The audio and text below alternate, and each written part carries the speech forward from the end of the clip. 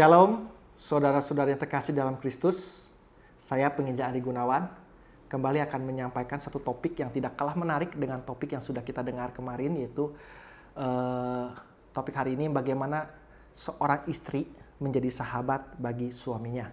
Ya, nah saudara-saudaraku, bahan pada hari ini atau topik pembahasan yang akan saya sampaikan tentu tidak terlepas daripada sumber buku atau bahan yang saya ambil dari Papa Gunadi, ya, yang menulis satu buku Menjadi Sahabat Buat Suami.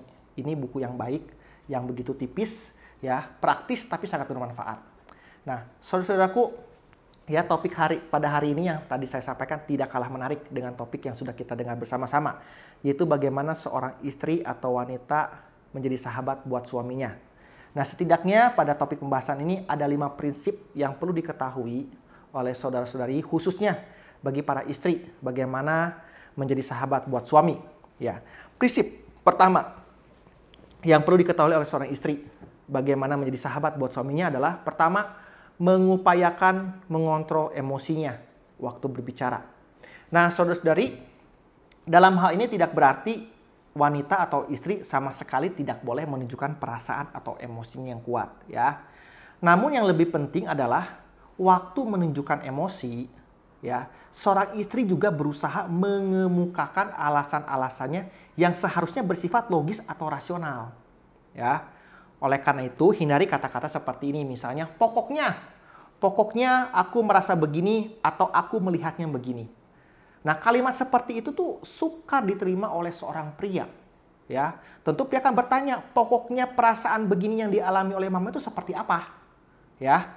Oleh karena itu, sewaktu seorang istri atau wanita mengemukakan argumennya, dia perlu mengemukakannya dengan rasional dan tentu sebisanya juga mengontrol emosi. Jadi tidak perlu seorang istri, ya, menyampaikan argumennya, pendapatnya dengan meledak-ledak atau meluap-luap, begitu ya. Nah, waktu seorang istri atau wanita ingin menyampaikan permintaannya, dia juga harus membahasakannya dengan tepat dan jelas, ya. Sampaikan permintaannya dengan lemah lembut dan konkret. Misalnya, ya, istri menyampaikan kepada suaminya, "Pak, Mama meminta bantuan untuk Papa menangani pelajaran anak." Itu jelas. Di mana istri meminta bantuan kepada suaminya untuk menangani pelajaran anak. Nah, jangan kita menggunakan kalimat yang tidak konkret. Misalnya seperti apa? Misalnya ini nih. "Aku meminta engkau untuk sering di rumah." Ya, dengan kalimat yang tidak konkret, suaminya akan baik bertanya, "Maksudnya Mama meminta Papa sering di rumah itu maksudnya gimana? Papa selama ini merasa sudah sering di rumah." Nah, jadi, ya, seorang istri atau wanita perlu menyampaikan dengan kalimat yang tepat, ya, lemah lembut dan konkret, jelas, ya. Dan perlu juga diingat, diketahui oleh seorang wanita atau istri, seorang pria itu akan menjauhi seorang wanita atau istri yang beremosi tinggi. Ya.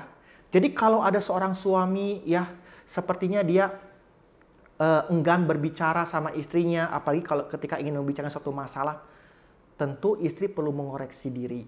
Jangan-jangan selama ini saya tipe seorang wanita atau istri yang beremosi tinggi. Ya, jadi ingat, diperhatikan oleh seorang istri bahwa seorang suami atau pria akan menjauhi seorang istri atau wanita yang beremosi tinggi. Ya.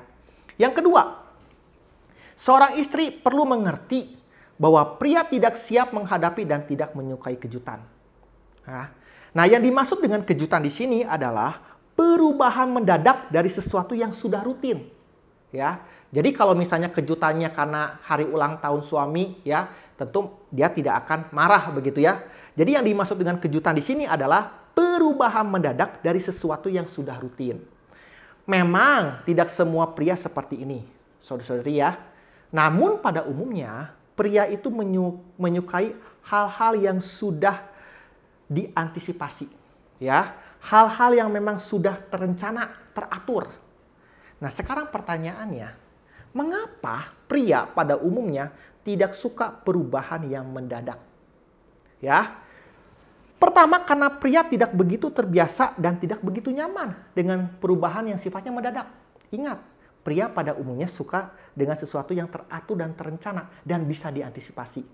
Dan kalau kita mengingat dengan topik yang kita sudah dengar dalam topik bagaimana suami menjadi sahabat buat istrinya, di situ ada perbedaan. Kalau perempuan, wanita atau istri ya ingin dinilai baik, tetapi kalau pria itu ingin dinilai sanggup atau mampu. Ya.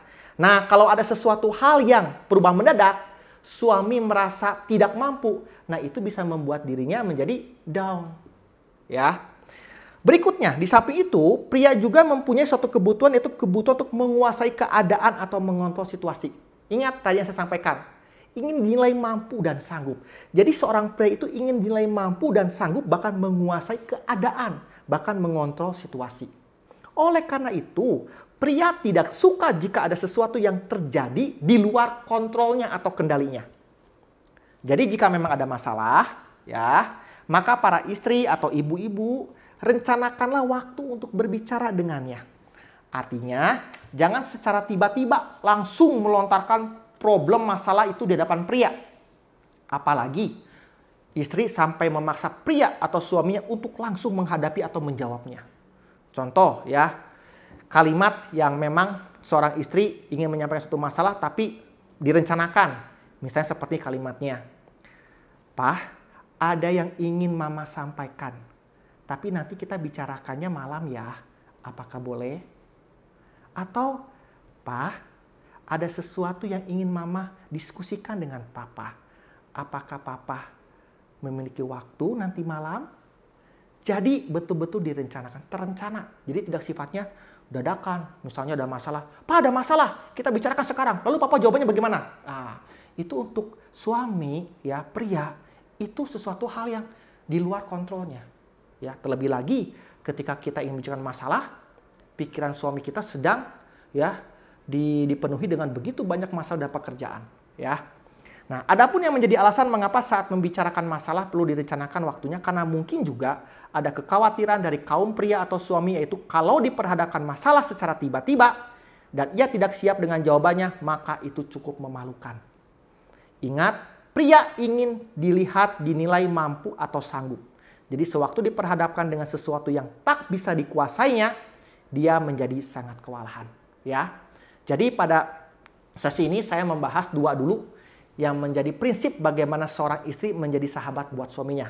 Dalam pertemuan berikutnya saya akan membahas 3 prinsip lagi ya. Dan kiranya pembahasan pada hari ini menjadi berkat bagi kita sekalian, khususnya para istri, bagaimana menjadi sahabat bagi suaminya. Tuhan Yesus memberkati.